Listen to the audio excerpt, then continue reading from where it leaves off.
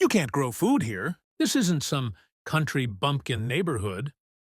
I looked up from my tomato plants to see a woman in designer sunglasses standing at the edge of my property, her arms crossed and face pinched with anger. This was my first meeting with Eleanor Whitfield, and it wouldn't be the last. Actually, I can, I replied calmly, wiping dirt from my hands. This land has been a farm for over 50 years. I bought this place 6 months ago after saving every penny from 30 years of teaching. 5 beautiful acres on the edge of Maple Creek Estates, with rich soil, perfect for growing. My retirement dream was simple: grow organic vegetables, sell at the farmer's market, and live peacefully. Eleanor's face turned red. I'm the president of the Maple Creek Homeowners Association, and your farm violates at least 6 community guidelines. She spat out the word farm like it tasted bad. My property isn't part of your HOA, I explained. Check your maps. This land is zoned agricultural and was here long before your development.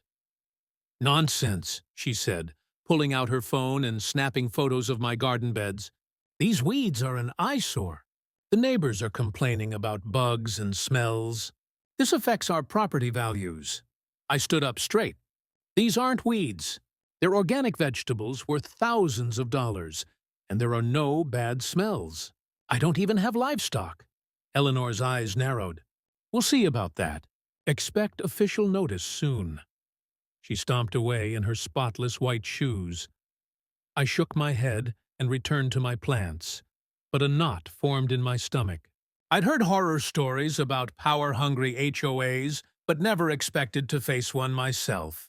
That night, I dug out my property papers and spread them across the kitchen table.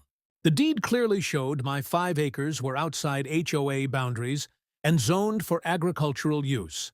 I took photos of every page, just in case. 3 days later, I found an official-looking envelope stuck to my door. Inside was a notice claiming I had 14 days to remove all agricultural activities or face fines of $100 per day. It cited rules about approved landscaping and neighborhood aesthetic standards. I called the county records office immediately. Yes, Mr. Davis, your property is definitely zoned agricultural, the clerk confirmed. The HOA has no jurisdiction over your land. Would you like me to send you official documentation? Yes, please, I replied, relief washing over me. Email and certified mail, if possible. Armed with official paperwork, I wrote a polite but firm response to the HOA, explaining their mistake and attaching copies of my zoning documents and property maps. I hand-delivered it to the HOA office and kept a copy for myself. A week passed without response. I was harvesting bell peppers when my neighbor Jeff from down the road stopped by. Thought you should know, he said, leaning on my fence. They were talking about you at the HOA meeting last night. That Eleanor woman has it out for you. What did she say? I asked, offering him a fresh pepper. Jeff took it with thanks. She kept calling your place the eyesore farm and said they need to take action before others get the same idea. Some folks agreed with her, but others pointed out you're not even in the HOA territory. Did they mention my letter with the zoning documents? Nope, Jeff said, biting into the pepper. Man, these are good. Eleanor acted like she never got anything from you. My calm began to crack. That's ridiculous. I delivered it myself.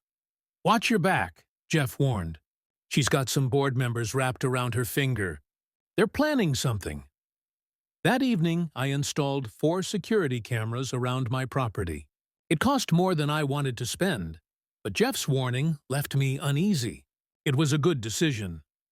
2 days later, the cameras caught 3 people in matching polo shirts marked HOA Landscaping Committee, walking around my property, taking photos and notes while I was at the farmer's market. They even pulled up some of my carrot tops to examine them, leaving the vegetables exposed to the hot sun. When I returned and discovered what happened, I immediately checked the footage. There was Eleanor leading the group, pointing at my rows of vegetables and speaking animatedly. I couldn't hear what she was saying, but her angry gestures made it clear. I printed still images from the video and added them to my growing file of documentation. The next morning, another notice appeared, this one declaring my property a public nuisance with increased fines of $250 per day, retroactive to their first notice. At the bottom, Eleanor had handwritten, "Perhaps now you'll take us seriously." I took a deep breath and called a lawyer friend for advice. "Don't pay a cent," she said after hearing my story. "They're hoping you'll crack under pressure. Their notices mean nothing since you're not under their jurisdiction." "So, what should I do?" I asked. "Document everything. Send another letter by certified mail so they can't claim they didn't receive it, and post no trespassing signs immediately. They've already committed trespass by entering your property without permission." I followed her advice, posting signs that afternoon and sending a firmly worded letter by certified mail requesting they cease harassment and respect property boundaries. 3 quiet days passed. I began to hope Eleanor had finally checked the property maps and realized her mistake. Then I woke to the sound of machinery. Rushing outside in my pajamas, I found a landscaping truck parked on the road and 2 men in uniforms approaching my tomato beds with weed trimmers. "Stop right there!" I shouted, running toward them. "This is private property." The men looked confused. "We have orders from the Maple Creek HOA to clean up this area," one said, showing me a work order with Eleanor's signature. "This property is not part of Maple Creek," I explained, pointing to my newly installed no trespassing signs. "Please leave immediately." They glanced at each other uncertainly. "Look," I said, "I don't blame you guys for doing your job, but there's a boundary dispute here, and if you cut down my crops, you could be liable for damages." That was enough to convince them. They apologized and left, but not before I took photos of their truck and the work order. I was shaking with anger as I called my lawyer again. This had gone beyond harassment to attempted destruction of property. "I think it's time to go on the defensive," she said. "Let me draft a cease and desist letter. In the meantime, make your boundaries crystal clear." That afternoon, I installed bright orange survey markers along my property line and added more no trespassing signs. I also set up a trail camera hidden in a tree that covered the area the landscapers had targeted. As the sun set, I stood surveying my farm. The neat rows of vegetables I'd worked so hard to grow. The fruit trees just beginning to establish themselves. Why couldn't Eleanor just leave me in peace? Little did I know, her next move would force me to fight not just for my property rights, but for my entire livelihood. "They're stealing my tomatoes," I yelled into my phone, watching in disbelief as my security camera live stream showed Eleanor and 5 other people in HOA polo shirts filling baskets with my vegetables. "I'm 15 minutes away," my lawyer Sarah responded. "Don't confront them alone. Call the police right now." My hands shook as I dialed 911 and reported the theft in progress. I'd gone to town for supplies, never expecting the HOA would be bold enough to actually steal from me in broad daylight. I raced home, arriving just as Eleanor was directing her crew to move toward my prized heirloom tomato plants, the special ones worth $6 each, at the farmer's market. "Stop right there!" I shouted, jumping out of my truck. "What do you think you're doing?" Eleanor turned to me, completely unashamed.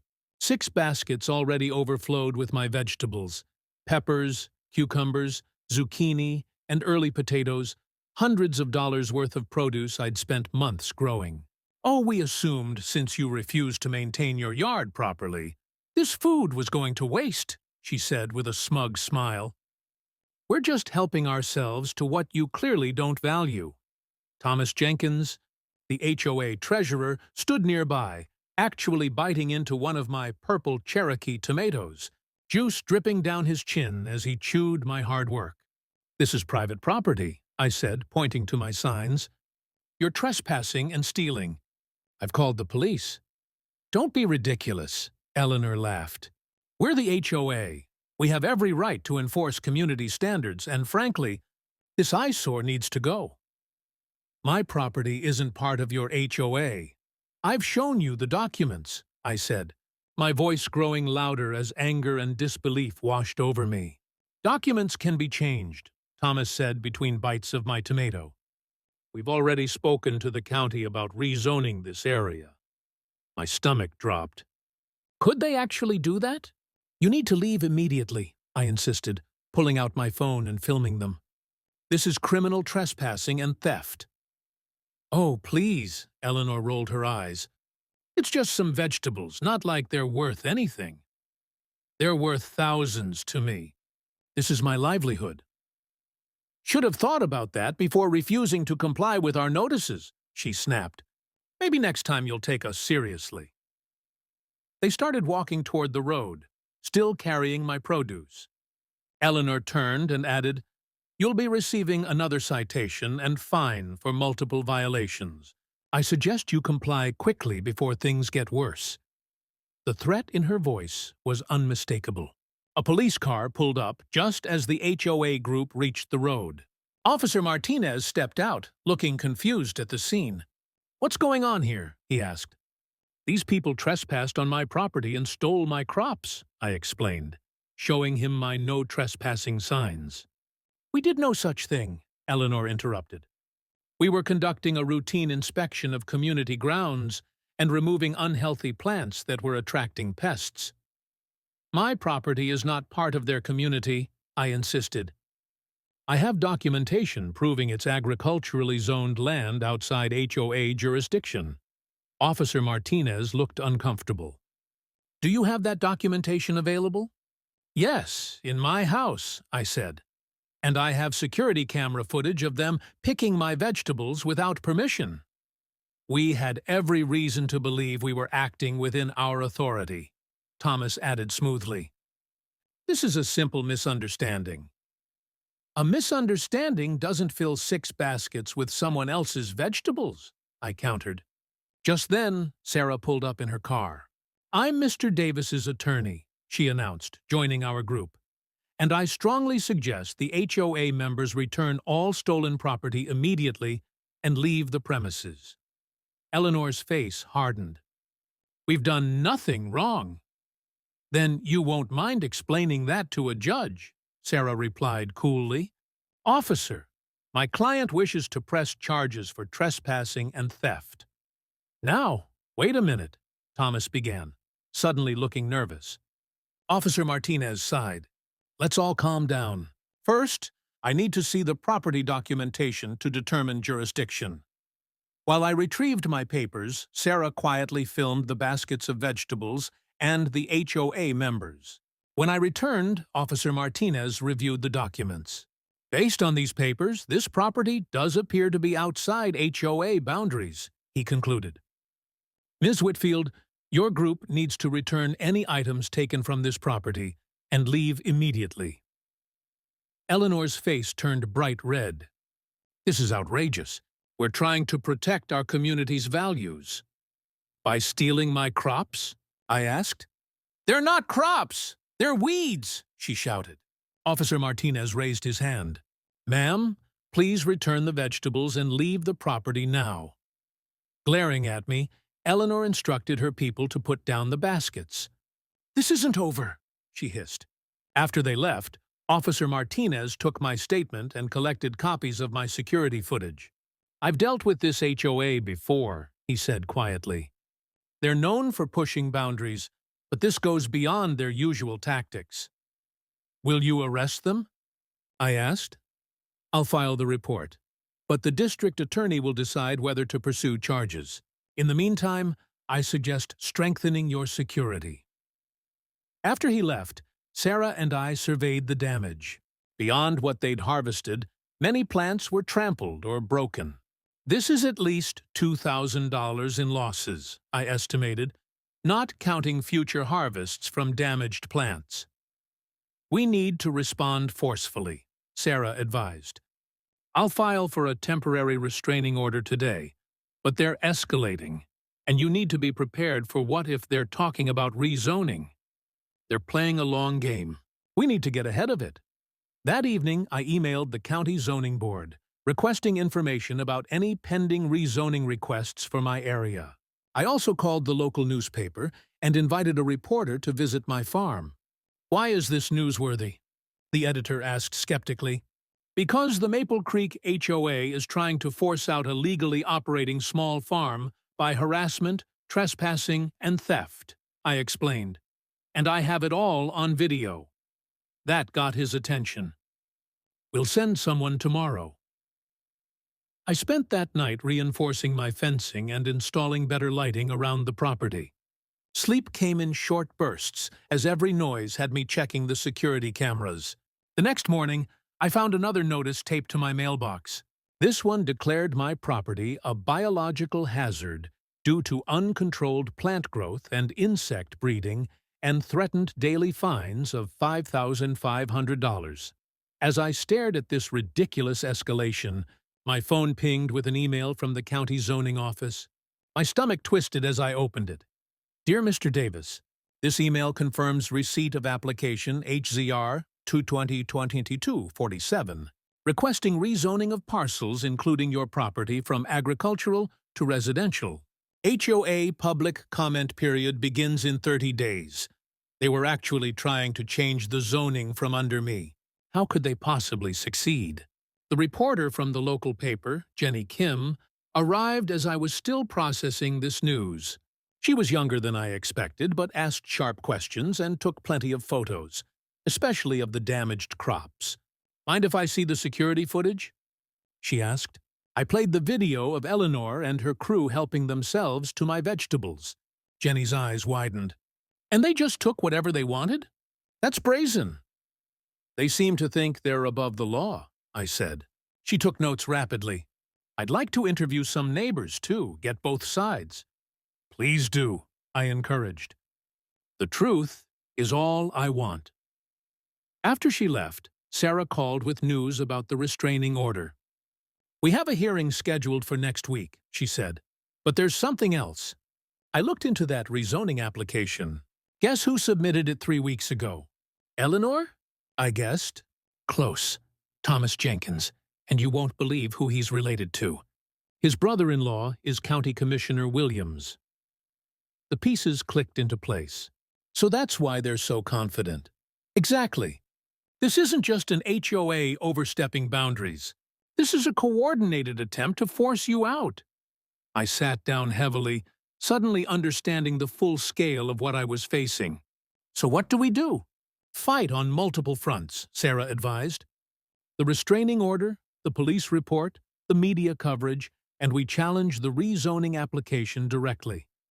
"Can we win?" "Agricultural land is protected in this county. They need to prove your farm causes actual harm to surrounding properties, not just aesthetic complaints, but it won't be easy, especially with connections to the commissioner." As we finished our call, I noticed a car driving slowly past my property. Thomas Jenkins was behind the wheel, watching my house intently. I realized then that this wasn't just about protecting my farm anymore. This was about standing up to bullies who thought their power gave them the right to take whatever they wanted. And if they wanted a fight, I would give them one they'd never forget. I stared at the yellow paper in my hands, my stomach twisting into knots. $2,500 in fines. The HOA citation listed crazy violations like unapproved agricultural use and excessive vegetation on my own farm that had existed long before their fancy neighborhood. Eleanor had wasted no time after stealing my vegetables.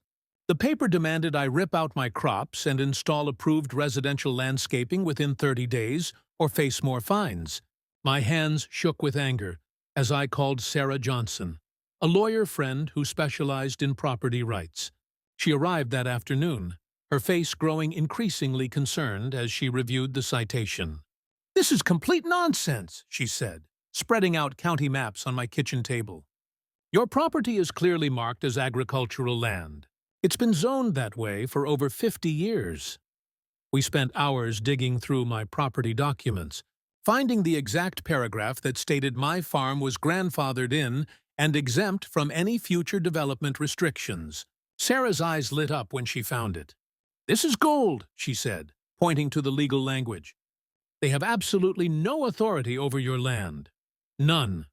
The next morning, we sent a detailed cease and desist letter, including copies of my deed, zoning documents, and property boundary maps that clearly showed my farm outside HOA jurisdiction. I felt a weight lift from my shoulders as Sarah assured me this would end the matter. "They're just bullies," she said. "Most bullies back down when someone stands up to them." 3 days later, I found another notice stuck to my door. Not only had they ignored our letter, but they'd increased the daily fines to $250 per day for continued non-compliance. My total now stood at $5,000 and climbing. "They can't do this," I muttered, calling Sarah immediately. While waiting for her to arrive, I spotted 2 men in Maple Creek HOA polo shirts walking through my tomato fields with clipboards. When I approached, they claimed to be landscape evaluators assessing the violations. Before leaving, one of them picked a handful of my best strawberries, popping them into his mouth as he walked away. "Just documenting the nuisance," he called over his shoulder with a smirk. That night, I installed 8 security cameras around my property, positioning them carefully to cover every entrance point and most of my crops. I slept better, knowing I had electronic eyes watching. My peace lasted exactly 1 day. A loud knocking woke me at 7 a.m. Officer Martinez from the local police department stood on my porch, looking uncomfortable. "Someone filed a complaint about your security cameras," he explained. "They're claiming invasion of privacy concerns." I showed him each camera angle on my laptop. "See, they only cover my property. I'm not filming anyone else's yard or house." Officer Martinez nodded, making notes. "Everything looks legal to me, but watch yourself with the Maple Creek HOA. I've responded to several calls involving them. They're known for pushing boundaries." He lowered his voice before leaving. "Between us, document everything. Every interaction, every piece of mail, every trespasser. You might need it." His warning proved prophetic. The very next day, I woke to find my tomato plants drooping in the early light. Following the wilted plants led me to a horrifying discovery. Someone had cut through my main irrigation pipes in 3 different places. Without water in the summer heat, nearly a quarter of my crops were already dying. Checking my security footage revealed Thomas Jenkins, the HOA treasurer, sneaking onto my property at 2 a.m. with wire cutters. The video clearly showed him methodically cutting through my water lines before disappearing back into the darkness. I called Eleanor immediately, my voice shaking with anger. "Your treasurer destroyed my irrigation system last night. I have him on video committing vandalism." "Don't be dramatic," Eleanor replied calmly. "Thomas was investigating reports of a water leak that's affecting properties in our community. If anything, you should thank him for identifying the problem." "By cutting my pipes with wire cutters at 2 a.m.? I nearly shouted. "I'm sure you're misinterpreting what you saw," she said dismissively. "Besides, if you'd comply with our reasonable requests to remove that eyesore you call a farm, none of this would be happening. I spent the entire day repairing pipes and hand-watering plants that could still be saved. The damage would cost me thousands in lost crops. This wasn't about neighborhood appearance anymore. They were deliberately trying to ruin me." As darkness fell, I sat exhausted on my porch, dirt still under my fingernails. A delivery truck pulled up, and the driver handed me a thick certified letter. Inside was a formal notice from the HOA's attorney, threatening to place a lien on my property if I didn't pay the now $7,800 in accumulated fines. The letter ended with an ominous paragraph. "Failure to comply will result in the HOA board pursuing all available legal remedies, including forced compliance through court order." I called Sarah, who answered despite the late hour. "They're trying to scare you," she said after I read her the letter, "but they've made a critical mistake by threatening legal action. They've opened a door for us." "What do you mean?" I asked, watching the stars appear above my damaged fields. "They think they have the power here," she explained. "But they've actually given us exactly what we need," Sarah explained, her voice gaining excitement. "Tomorrow, We're going to county records to pull something they don't want anyone to see. The official HOA boundaries filed with the county. And then we're going to give them a surprise they'll never forget." As I hung up the phone, a plan began forming in my mind. If Eleanor and her HOA cronies thought my farm was their personal grocery store, perhaps it was time they learned what things really cost. The war had escalated beyond paper threats. Now it was time to hit them where it would hurt most. I hammered the last stake into the ground and stepped back to admire my handiwork. The huge wooden sign stood proudly at the edge of my property where every car entering Maple Creek Estates would see it. In bright red letters it proclaimed, "Maple Creek HOA members. All produce $50 per item. Trespassing fee $500, cameras monitoring 24/7. Sarah and I had spent the morning at the county clerk's office, where she'd requested the official HOA boundary maps. Just as we suspected, my property wasn't just exempt from HOA rules. It wasn't even inside their jurisdiction at all. They had been lying from the start. If they want to treat my farm like their personal grocery store, I told Sarah, then it's time they pay store prices. For everyone else, my roadside stand kept the usual fair prices: $3 for a pound of tomatoes, $1 for fresh peppers, and $5 for a basket of berries. I added a small note explaining why HOA members faced different pricing due to ongoing harassment, trespassing, and crop theft by Maple Creek HOA leadership. Word spread like wildfire. By noon, my stand was busier than ever with curious customers from neighboring towns. Several Maple Creek residents who weren't on the HOA board stopped by, expressing sympathy. "Eleanor's gone too far this time," whispered Mrs. Rodriguez, who lived on the corner lot. "Half the neighborhood is afraid to speak up against her, but many of us think what she's doing to you is terrible." "Has she done this before?" I asked, handing her a fresh zucchini. Mrs. Rodriguez nodded. "Last year, she forced the Jacksons to remove their children's treehouse, even though it was completely safe and beautiful. When they refused, someone cut down the tree by accident during their vacation. Around 2 p.m., a black SUV screeched to a halt in front of my stand. Eleanor stepped out, followed by Thomas and 2 other board members I recognized from their previous vegetable raid. Her face turned almost purple when she read my sign. "Remove that discriminatory sign immediately," she demanded, marching over to where I sat helping customers. "It's harassment and violates our community bylaws about signage." I noticed several customers pulling out their phones, discreetly recording the confrontation. Perfect. "My property, my rules," I replied in the calmest voice I could manage. "Unless you'd like to admit in front of all these witnesses that you have no jurisdiction over my farm." Eleanor's eyes darted to the watching crowd. For the first time, I saw uncertainty flicker across her face. "You can't charge different prices to different people," Thomas interjected. "It's discrimination." "Actually, I can refuse service to anyone who has trespassed on my property and stolen my produce," I replied, pulling out a folder. "Would you like to see the security footage of your midnight shopping spree? I'm sure these nice people would find it interesting." A young woman in line spoke up. "Are you saying they've been stealing from you?" Before I could answer, Eleanor cut in. "This is a private matter between the Homeowners Association and a property in violation of our standards." "Except I'm not in your association," I countered, spreading the county maps on my table. "These official boundaries filed with the county show my farm is completely outside Maple Creek Estates. You have zero authority here." Several customers gathered around to look at the maps. Mrs. Rodriguez gasped when she saw them. "They've been lying to all of us," she said.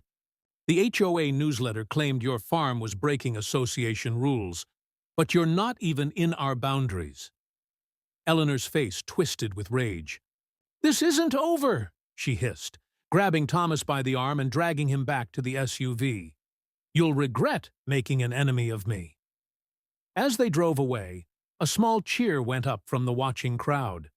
Sales that day broke all my previous records as people came specifically to support the farmer standing up to the HOA tyrant, as one customer put it. For the first time in weeks, I felt hope. The truth was coming out, and people were on my side. Even some Maple Creek residents bought produce, slipping me notes with information about other HOA overreaches that might help my case. That night, I slept soundly for the first time since the conflict began. My security system was upgraded, my legal position was solid, and public opinion was turning against Eleanor. I should have known it wouldn't be that easy. Dawn revealed my beautiful sign smashed to pieces. The wood splintered and the paint scratched off. 6 new violation notices were stuck to my front door, now including illegal commercial activity and discriminatory business practices. The fines had doubled to $1,500 overnight. But unlike previous times, I didn't feel despair. I calmly walked to my security system and downloaded the night's footage. There, in crystal-clear 4K video, were Eleanor and Thomas at 3:17 a.m. They had attacked my sign with hammers and a crowbar, their faces clearly visible under the security lights. I called Sarah immediately. "You won't believe the gift they just gave us," I said, sending her the video. "Criminal destruction of property," she responded after watching. "Plus, trespassing again. We've got them." But Sarah wasn't the only one I called. Over the last week, I'd been keeping detailed records of every interaction. I'd spoken with neighbors who'd suffered under Eleanor's reign.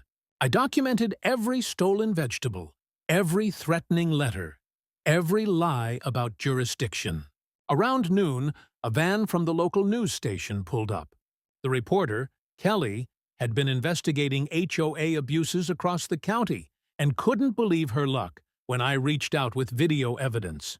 "This is exactly the kind of story we've been looking for," she said, setting up for an interview beside my destroyed sign.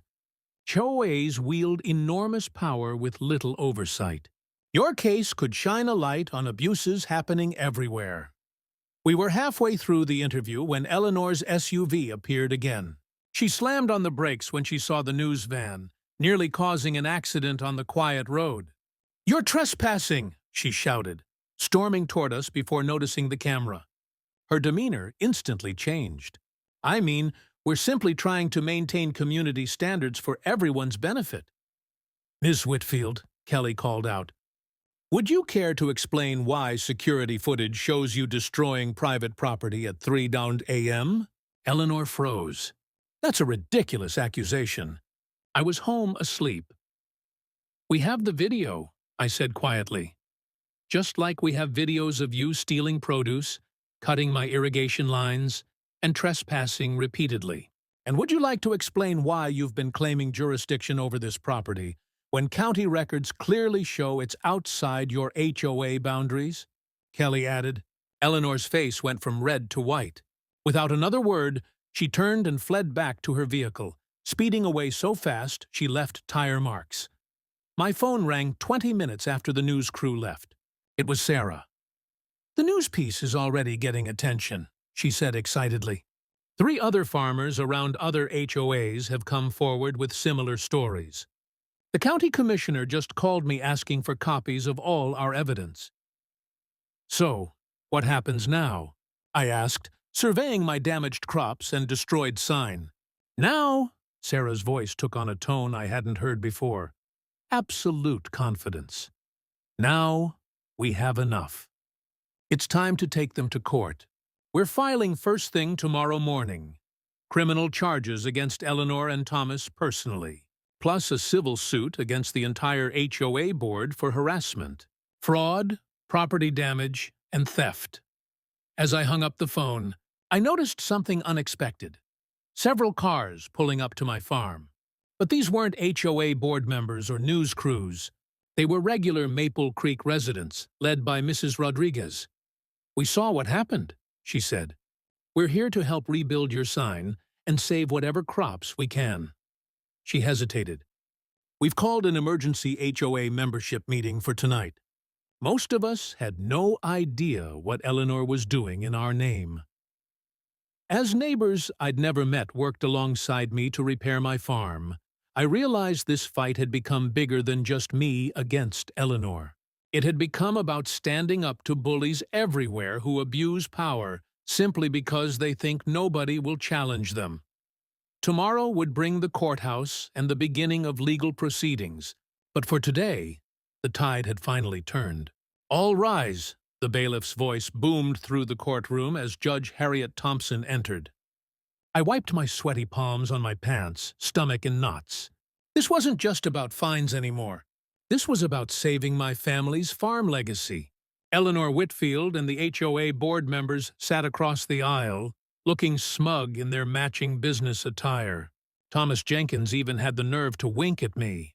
My lawyer, Sophia Rodriguez, squeezed my arm reassuringly and whispered, "Let them look confident. Pride comes before a fall." Judge Thompson peered over her glasses at both sides. "I've reviewed the initial filings. This is quite the neighborhood dispute." She turned to the HOA's attorney. "Counsel, please explain why your clients believe they have authority over property clearly marked as agricultural on county zoning maps." The HOA's expensive lawyer, Mr. Davidson, stood up with a practiced smile. "Your Honor, while technically outside HOA boundaries, the plaintiff's farm creates significant negative impacts on our community's property values. We have expert testimony." "That wasn't my question," Judge Thompson interrupted. "I asked about legal authority, not your feelings about vegetables." Several spectators from the neighborhood snickered. I noticed a local news reporter scribbling notes furiously. Eleanor shifted uncomfortably as her lawyer stumbled through a response about community standards and visual continuity. The judge looked increasingly unimpressed. When it was our turn, Sophia methodically laid out our evidence. The courtroom fell silent as she played video clips showing Eleanor directing HOA members to steal my produce, Thomas cutting my irrigation lines, and both of them destroying my sign while laughing. "Your Honor," Sophia said, pointing to Eleanor, "these aren't concerned neighbors. They're harassers and thieves who've caused thousands in damages while trying to bully my client, off land that's been in his family for generations." Judge Thompson's face darkened as she watched Eleanor and Thomas vandalizing my property on the big screen. "Mrs. Whitfield, is that you in this video?" Eleanor glanced at her lawyer, who nodded slightly. "Yes, but the context, Judge Thompson cut in, appears to be you destroying private property at 3:00 a.m. Mr. Jenkins, you're clearly visible cutting irrigation lines." "Do you deny this?" Thomas stammered. "We were investigating a water leak at 3:00 a.m. with wire cutters while laughing." The judge removed her glasses slowly. "I've presided over many HOA disputes, but this crosses into criminal territory." During a brief recess, I overheard two HOA board members arguing with Eleanor in the hallway. "You said this would be easy," one hissed. "You never mentioned breaking anything." When court resumed, my neighbor Mrs. Patel testified about seeing the HOA members taking baskets of my produce. Then Officer Martinez described his visits to my property and confirmed my farm wasn't under HOA jurisdiction. The real bombshell came when Sophia called Angela Winters, the former HOA secretary. Mrs. Whitfield specifically targeted this farm after Mr. Jenkins's development proposal was rejected. Angela testified nervously. She said, and I quote, "If we can't buy him out, we'll force him out." Eleanor's face went pale. Several HOA members gasped. "What development proposal?" Sophia asked innocently. "Thomas Jenkins's construction company wanted to build condos there," Angela explained. Eleanor promised board positions to anyone who helped pressure the owner to sell. The courtroom erupted in whispers. Judge Thompson banged her gavel repeatedly. "Your Honor," Eleanor's lawyer interjected desperately, "this testimony is hearsay and irrelevant." "I'll decide what's relevant in my courtroom," Judge Thompson snapped. "And I find it very relevant that your clients appear to have financial motives beyond community aesthetics. As the day wore on, the HOA's case crumbled. Their expert witnesses admitted they never actually measured property value impacts. Their claim about my farm violating county ordinances was disproven by the county inspector himself. By late afternoon, Eleanor looked ready to cry. Thomas kept checking his phone nervously. Judge Thompson finally leaned forward. "I've seen enough. This court will recess until tomorrow morning at 9 a.m., when I'll deliver my ruling." She fixed Eleanor and Thomas with a stern look, "and I strongly suggest all parties be present." As we left the courthouse, reporters surrounded us. "Do you think you'll win?" one asked. I simply smiled and said, "The truth speaks for itself." That night, I could barely sleep, wondering what tomorrow would bring.